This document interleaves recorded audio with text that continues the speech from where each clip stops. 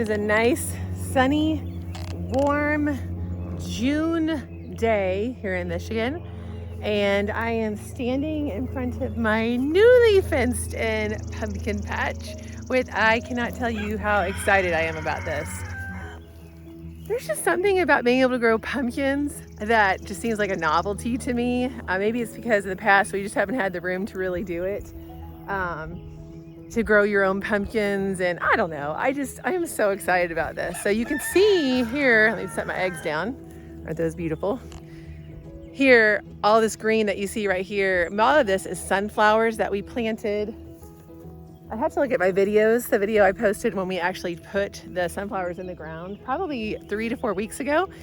And they are about a foot or more tall now. And I've got pumpkins coming in underneath them, probably about 10 at least on this fence line that we're gonna grow out from here, to here. That's 16 feet from the fence, which should give them plenty of room to sprawl and grow, because they're spread out about every 5 feet down the fence line, and then we're gonna train them to grow straight across here. And they are the bigger pumpkins that are supposed to be like 300 pounds. I think that's right. If you only let one pumpkin grow per vine, which I don't really plan on doing. I might do that with one of them to get like a really nice, fun, big pumpkin. But I would rather have more than just a few of the really big ones. But the snow winter pumpkin is what we're growing here behind me. And that is a really pretty pumpkin that can either be white, gray, blue, green, orange, or yellow. So I wanted to plant a lot of them to see how much variety I could get. So I'm excited about that. I actually planted a few more just kind of in random spots around the garden. Because I was just determined to get them. But I'm just really excited to have this fence up, because now I know it's gonna be protected for the most part from our chickens for sure, from deer, and really bigger animals, unless they're really determined to dig under the fence, which at that point, only so much I can control.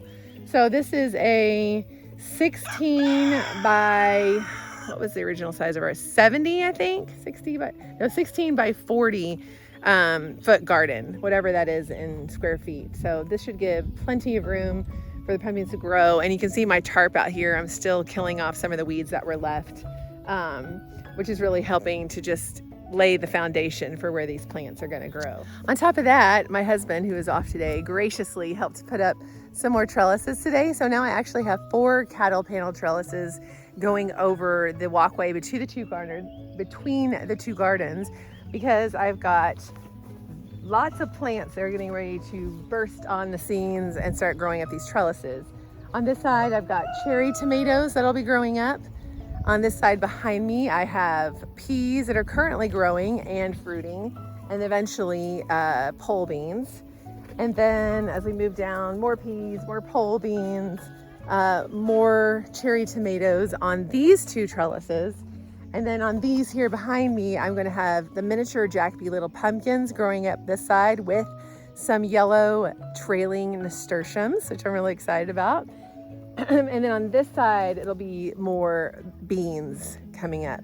So the Jacoby little pumpkins are prolific and huge plant. Just one plant produced 30 pumpkins for me one year, 30 to 40 pumpkins. So that will take over this trellis, and the beans will as well on this side, but I don't foresee them needing as much space as these pumpkins do. So that's really exciting. And then over here in the west garden, everything here is really looking big and full, except for my pepper patch. Those will eventually kick off here soon.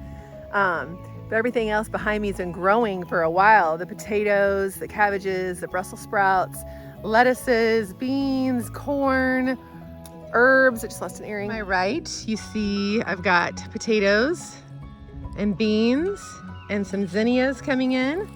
And I'm pretty sure those are the gonzania flowers I planted that are coming in over here. I've never grown them before, so I'm unfamiliar with the leaf, but I'm pretty sure that's what those are, along with these pretty zinnias.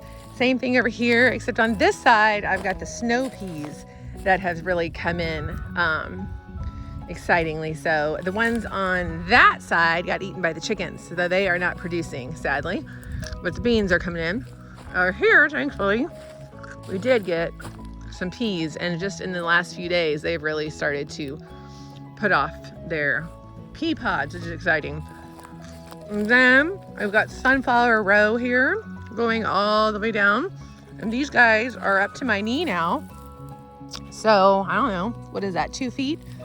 2 feet tall, so they're coming along. And I've got cucumbers underneath them, they're slicers. These are all carrots.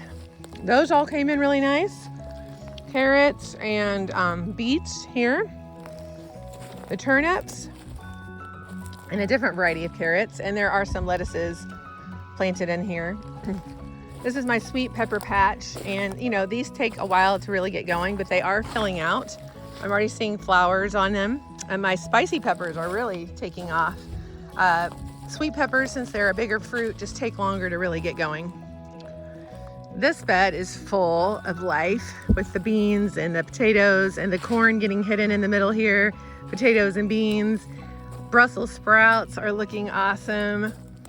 These are potatoes, and they're all flowering. A lot of my potatoes are flowering now. So if I wanted to harvest them, I could get some new potatoes when they flower. You can get them and get new potatoes and start thinning them out and making room for the bigger potatoes. These cabbages are looking amazing. All the way down here, you've got corn and all these potatoes back in here. More potatoes, and these big, beautiful cabbages that I'm in love with. They're so pretty. And then the sunflowers and more cucumbers down the way. So this is the west garden, just looking fabulous. Oh, and on that fence line over there, if you haven't caught my video, I planted 30 sweet potato plants along this fence, and those are coming in. And we'll hopefully be vining at the fence line soon. You can see them down there. Whoop! There they are. They've got sort of a greenish, purplish tint to their leaves.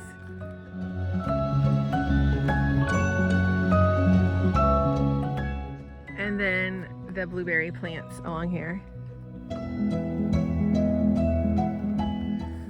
This is the east garden that I will take you to in just a minute. It too is flourishing. So exciting. I was going to show you our little ducky haven over here. Have you guys eaten anything? Oh good, you did.